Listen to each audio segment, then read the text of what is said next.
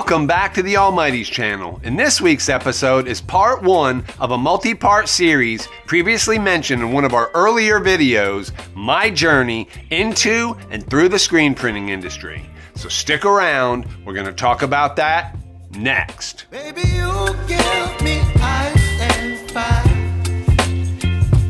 You're giving me wind and rain. So I'm starting at the beginning. My full name, John Gary Williams. I was born July 29th, 1970, making me 54 years old this coming July. My birthplace, Tupelo, Mississippi, which is also the birthplace of the King, Elvis Presley. I was the youngest of 5 children. My eldest sibling is almost 16 years older than myself, and the next closest is 8. From the eldest to the youngest is Susan, Henry, Nancy, Bob, and then myself. I was born to Jean Louise and Henry B. Williams. My mother was a registered nurse, and my father worked for a large power tool manufacturing company. In 1972, we moved from Tupelo, Mississippi to Baldwinsville, New York, which is just outside of Syracuse, really close to Lake Ontario. So as far as memories from New York, although a little bit fuzzy, I do remember that we dealt with a lot of snow every winter. We lived in Baldwinsville, New York from 1972 to April of 1979 when we moved to Lugoff, South Carolina. Lugoff is where I grew up. Most of my childhood memories are there, as well as what I consider my coming of age. Lugoff is also about 30 minutes outside of the state capital of South Carolina, Columbia. Before we delve into this next section, I want to preface this by saying some of you are going to think this is a video more about music than it is about screen printing, but just stick with me on this. The influence of music on my life is undeniable. For my parents were both big music fans. They were fans of music like jazz, the big band, Benny Goodman, Louis Armstrong, Gene Krupa. My brothers and sisters were all fans of music. I was surrounded by it, and it would have a huge impact on my life from early childhood even until today. When we lived in Baldwinsville, one of my siblings, I suspect my sister Nancy, gave me the album Hotter Than Hell by the band Kiss.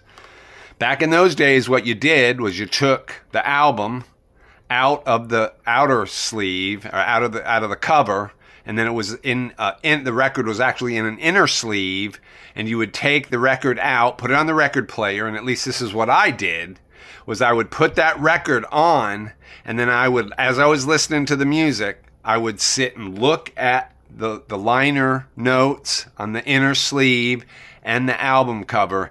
And this album and imagery, music and imagery, had a huge impact on my life and how much I really began to fall into my own or come into my own when it comes to music, liking music for myself. I was also famous for getting into the record collections of my sister Susan and brother Bob. Those out of my other siblings had the larger record collections, so those kind of where I gravitated to, and when they weren't around, I would snoop into their collections and listen to music when I know I wasn't supposed to. But it was very fond memories and some songs and music that I can remember to this day that had just a really big impact on me. One, for instance, was Peter Frampton Comes Alive. Come Together by the Beatles. My sister had a 45, and wow, what an impact that song had on me. I could remember listening to that and just trying to understand what is exactly that the Beatles were trying to say to me through this song. In elementary school is where I met my lifelong friend Todd. Todd and I became friends in elementary school, and we are friends to this very day. Todd also was a huge Kiss fanatic, as well as had a lot of other different influences that he exposed me to, because he had an older brother that was really into music. And so we would It was kind of like the beginning of our journey in music together.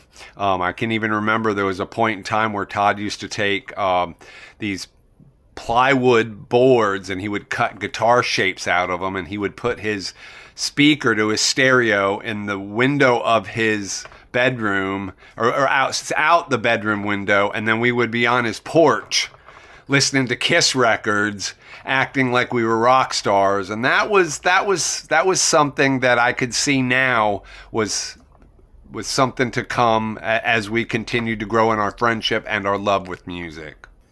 1983 was the year that it all really changed.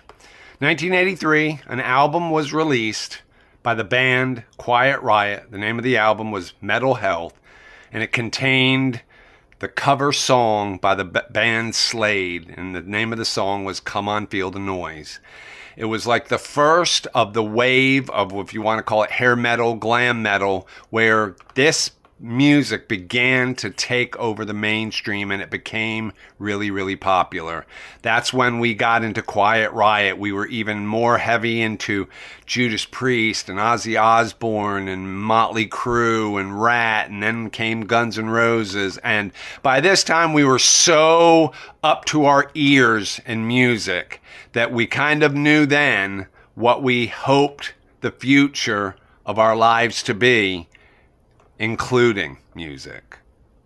Fast forward, and Todd and I both attended and graduated from Lugoff-Elgin High School. In Lugoff-Elgin High School, we were able to take tech classes or vocational classes, and those were classes for those of us that were not looking like we were going to be going to college, and I kind of felt like a dum-dum, and I wanted to be a rock star, so I figured the next best thing was just to take some classes at Tech, and then that would kind of give us a fallback, so to speak, if the whole rock and roll career didn't work. We took computerized drafting, and there was something that happened in that class that is going to be something that you're going to see here in just a little bit. It's going to be very pivotal in my entrance into the screen printing industry. So stay tuned. So we graduate high school, and Todd goes on to the Art Institute of Atlanta and enters into the music business program, while I continue on that computerized drafting journey at the local tech college and took engineering graphics.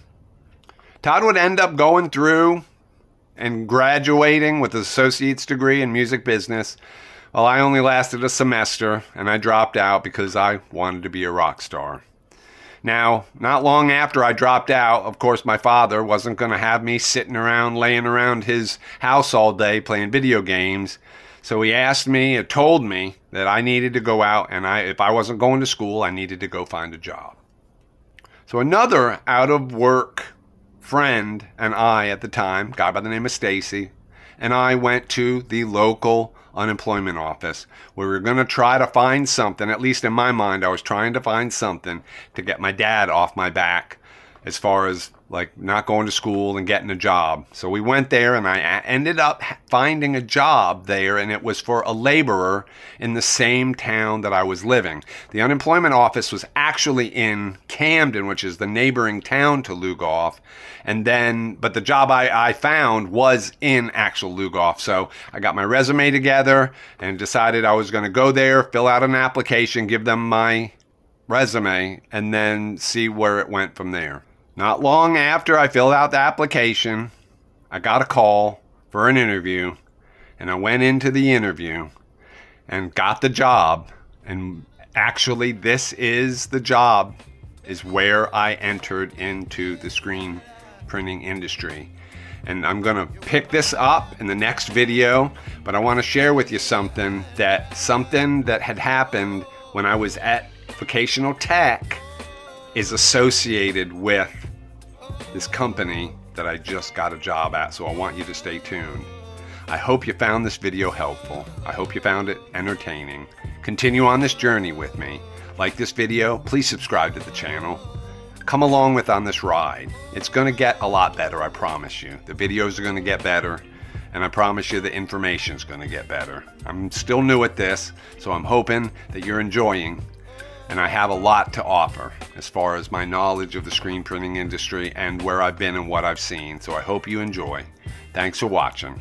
And always, see you in the next video.